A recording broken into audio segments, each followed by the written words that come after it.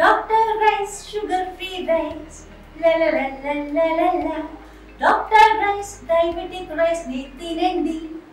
తిరుపతి నగరంలో ఉదయం నుంచి కూడా ఎండ వేడిమికి తలాడిల్లినటువంటి నగరవాసులకు మధ్యాహ్నం నుంచి కూడా పూర్తిగా వాతావరణం మార్పు చెందడంతో వర్షంతో ఉపశమనం పొందుతున్నటువంటి పరిస్థితి నెలకొందని చెప్పాలి. ఒకసారి మనం చూడొచ్చు, తిరుపతి నగరంలో దాదాపు గంట పైగా ఎడతెరపు లేనటువంటి వర్షం నమోదవుతున్నటువంటి పరిస్థితి. తిరుపతిలోనే కాదు, తిరుమల క్షేత్రంలో కూడా వర్షం తీవ్ర స్థాయిలో నమోదవుతున్నటువంటి పరిస్థితి మాత్రం నెలకొందని చెప్పొచ్చు. గడిచిన 3-4 రోజులుగా కూడా తీవ్ర స్థాయిలో వేడిమి తట్టుకోలేక తల్లడిల్లుతున్నటువంటి నగరవాసులకు ఒక్కసారిగా వాతావరణంలో మార్పులు చెందడంతో చల్లటి వాతావరణం అయితే నగరంలో నెలకొందని చెప్పాలి. ఇప్పటికే ఈదురుగాలులతోటి కూడుకున్నటువంటి వర్షం దాదాపు గంట పైగా నమోదవుతున్నటువంటి పరిస్థితి నెలకొంది. అదే రకంగా తిరుపతి నగర చుట్టు ప్రాంతంలో కూడా విలేజ్లో కూడా ఈ యొక్క వీధురుగాలతో కూడుకున్నటువంటి వాతావరణం నమోదవడంతో రైతాంగం తీవ్ర ఇబ్బందులు పడుతున్నటువంటి పరిస్థితి కనబడుతుంది.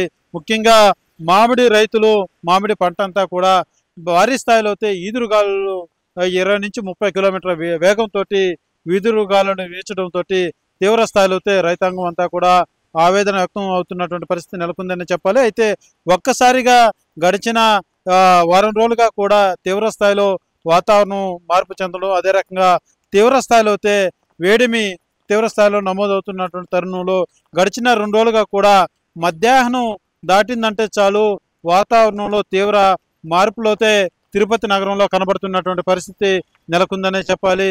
గడిచిన 2 రోజులుగా కూడా ఇదే తరహా అయినటువంటి వాతావరణం మాత్రం తిరుపతి నగరంలో కనబడుతుందనే చెప్పాలి. ముఖ్యంగా మధ్యాహ్నం 1 గంట వరకు కూడా తీవ్ర స్థాయిలో ఎండ ఏడిమి ఉన్నటువంటి తరుణంలో ఒక్కసారిగా సాయంత్రం అయితే చాలు పూర్తిగా వాతావరణంలో మార్పులు కనబడుతున్నటువంటి పరిస్థితి మాత్రం గడిచిన 2 రోజులుగా కూడా ఇదే తరహా అయినటువంటి వాతావరణం తిరుపతి నగరంలో చోటు చేసుకుంటుందని చెప్పాలి. సాయంత్రం అయితే చాలు స్లోగా మొదలైనటువంటి ఈదురుగాలతో కూడుకున్నటువంటి వర్షం స్లోగా మొదలయ్యి తర్వాత గంటకి తీవ్ర స్థాయిలో వాతావరణం మాత్రం వర్షం మాత్రం నమోదవుతున్నటువంటి పరిస్థితి నగరంలో నెలకొందని చెప్పాలి. ఒకసారి మనం చూడొచ్చు, ప్రస్తుతం మనం గరుడ వారధి విజువల్స్లో చూస్తున్నాం. గరుడ వారధి పైన మనం చూస్తున్నాం ఏ తరహా యొక్క వర్షపాతం నమోదవుతుందో కనబడుతున్నటువంటి పరిస్థితి. ఇదే తరహా నగరం అంతా కూడా ఏ వీధిలో చూసినా డ్రైనేజీ కాలువలన్నీ కూడా పొంగి పొరలుతున్నటువంటి పరిస్థితి నెలకొంది. తిరుమల క్షేత్రంలో కూడా ఇదే తరహా వాతావరణం నమోదు కావడంతో భక్తులు కాస్త ఇబ్బంది పడుతున్నప్పటికీ వారంతా కూడా షెడ్ల కింద తలదాచుకుంటున్నటువంటి పరిస్థితి తిరుమల క్షేత్రంలో కూడా కనబడుతుంది.